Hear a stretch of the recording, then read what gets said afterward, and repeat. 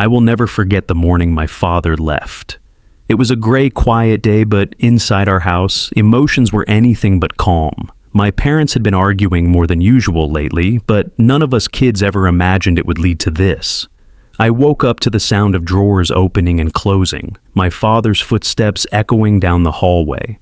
When I peeked into the living room, I saw him stuffing clothes into a small suitcase. His face was pale, his jaw tight, and his eyes avoided mine. My mother stood nearby, tears streaming down her cheeks as she whispered words I couldn't fully understand. My younger sister clung to her leg, crying softly, while my older brother sat frozen on the couch, his fists clenched. I wanted to scream, to ask him why he was doing this to us, but my voice wouldn't come out. Then, just like that, he was gone.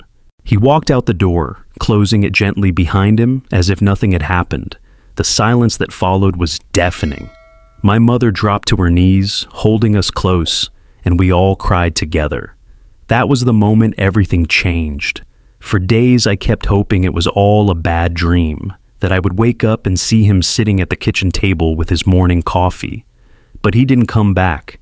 His absence left a gaping hole in our lives, and the once lively house felt heavy and cold. We were left with so many unanswered questions, and the pain of that day became a memory etched into my heart forever.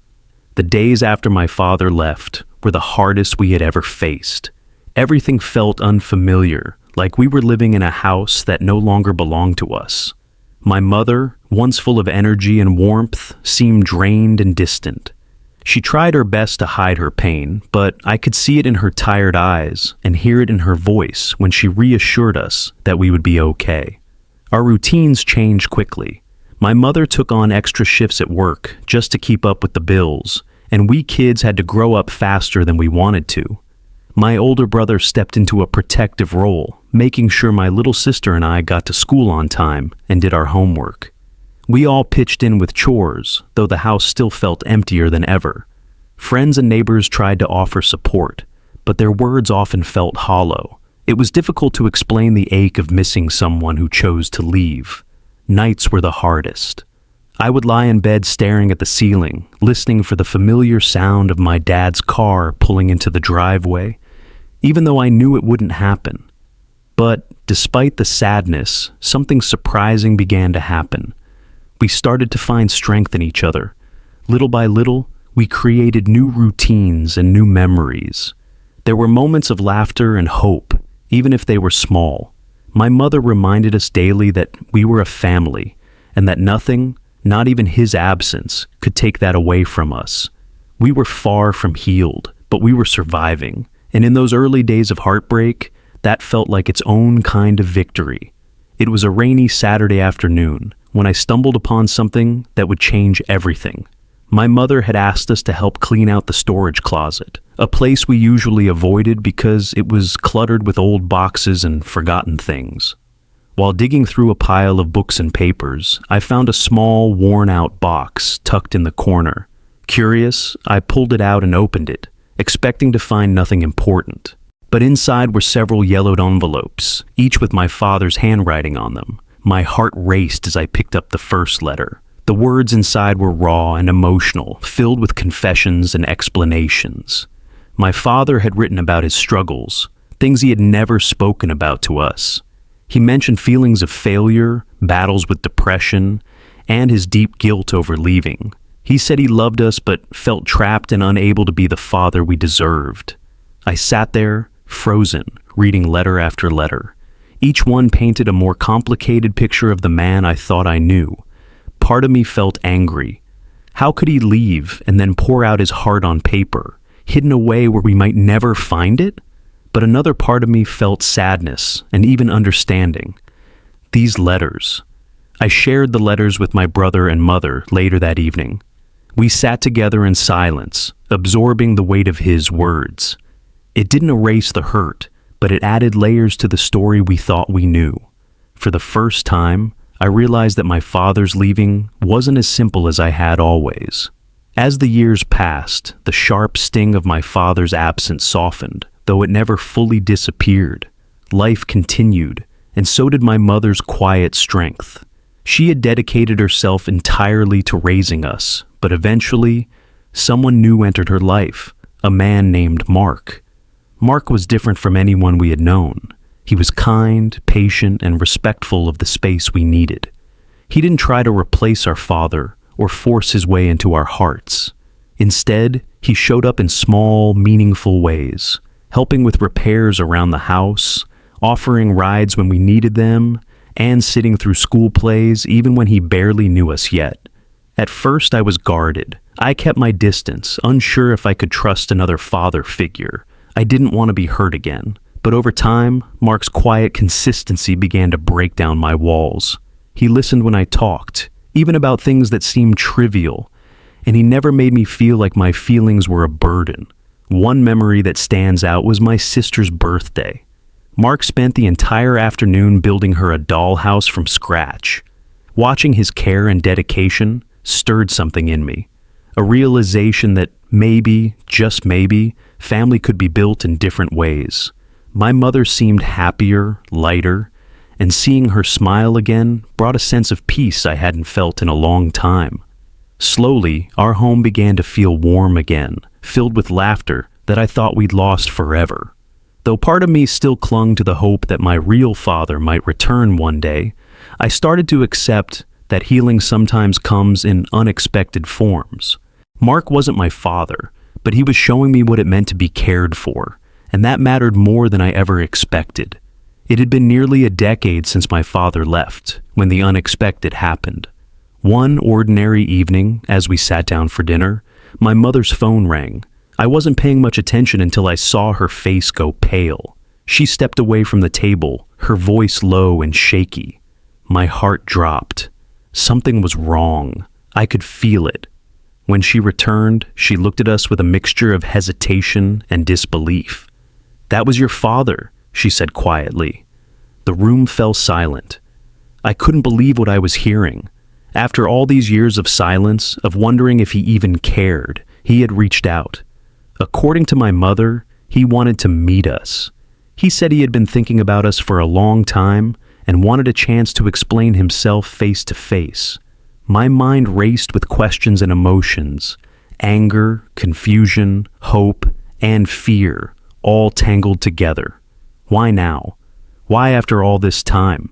My brother was furious. He stormed out of the room, saying he didn't care what Dad had to say. My sister started crying, too young to fully understand, but old enough to feel the tension. As for me, I was torn. Part of me wanted to shut the door on him forever, but another part of me, deep down, needed answers. That night, I lay in bed staring at the ceiling, trying to make sense of it all. Could people really change? Did he deserve a second chance? The idea of seeing him again felt terrifying and comforting all at once. One thing was certain. This news had reopened old wounds and set us on a path we never expected to take. A few weeks later, we finally agreed to meet my father. After much debate and hesitation, we chose a neutral place, a quiet cafe on the edge of town. The days leading up to it were filled with anxiety. I kept replaying in my head what I would say, how I would feel when I saw him again after so many years. When the day arrived, my heart pounded as we walked into the cafe. There he was, sitting at a corner table, looking older and more fragile than I remembered. His hair was grayer, his eyes tired. But the moment he saw us, they lit up with something familiar, something I had almost forgotten. We sat down in awkward silence at first. None of us knew how to start. Finally, he broke the tension with a quiet, "Thank you for coming." His voice was softer, almost shaking. He began to tell his story, about his struggles with tears welled up in his eyes as he apologized, over and over, for the pain he had caused. Listening to him was harder than I expected. Part of me wanted to reach across the table and forgive him, but another part held back, still guarded, still wounded. We talked for hours, asking questions we had buried for so long. There were no easy answers, no magical fix. But by the time we left, something had shifted. The wall between us had started to crack, just a little. It wasn't closure yet, but it was a beginning. In the days after the reunion, emotions ran high. We all processed the meeting differently. My brother stayed distant, still hurt and angry, unwilling to let his guard down. My sister, always the peacemaker, seemed hopeful and was eager to believe that things could change. As for me, I found myself caught somewhere in the middle, relieved to finally hear my father's truth, but unsure if I was ready to fully forgive. My father began reaching out more regularly, sending messages, making calls, and showing genuine effort to be part of our lives again. At first, it felt strange, even uncomfortable, but over time, his consistency began to rebuild a fragile sense of trust. He never pressured us. Instead, he gave us space to feel whatever we needed to feel. One day, my father and I met for a quiet walk in the park. We talked honestly about the past, about my anger, my sadness, and the moments I had missed having him there. He listened without interrupting, tears in his eyes. That moment stayed with me. It wasn't about forgetting or pretending everything was okay. It was about choosing to let go of the bitterness that weighed me down. Slowly, I began to forgive, not just for him, but for myself too. Our family still had a long road ahead, and healing wasn't something that happened overnight. But step by step, forgiveness was a journey, and we were finally on it. As time went on, our family began to settle into a new kind of normal. Things weren't perfect. There were still moments of tension and lingering sadness, but we had come a long way from where we started. My father continued to show up in small but meaningful ways, proving through actions, not just words, that he truly wanted to be part of our lives again. We started having occasional family dinners, and while there was still an air of caution at first, laughter slowly returned to the table. My mother, always strong and wise, made it clear that forgiveness didn't mean forgetting, but it did mean allowing room for growth and new beginnings. Her grace in handling everything amazed me. Mark remained a steady presence too, never once feeling threatened by my father's return. Instead, he supported us all, reminding me that love can come from many places and that family is built not only by blood, but by loyalty and care. Looking back, I realized that our journey had taught me more than I ever expected. It showed me the power of resilience, the strength of forgiveness, and the beauty of second chances. We were no longer defined by the pain of the past, but by the hope of what was to come. The scars of the past would always be there, but they no longer held us back. Instead, they became a reminder of how far we had come. Our family, though forever changed, was stronger, wiser, and more united than before. We couldn't rewrite the past, but together we were learning how to write a better future, and that was a gift none of us took for granted.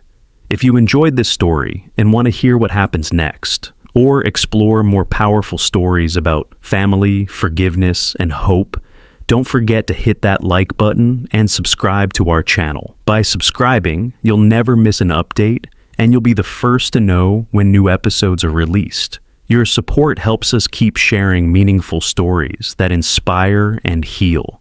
Turn on the notification bell so you're always up to date with the latest videos. Thank you for watching, and stay tuned for more heartfelt stories coming your way soon.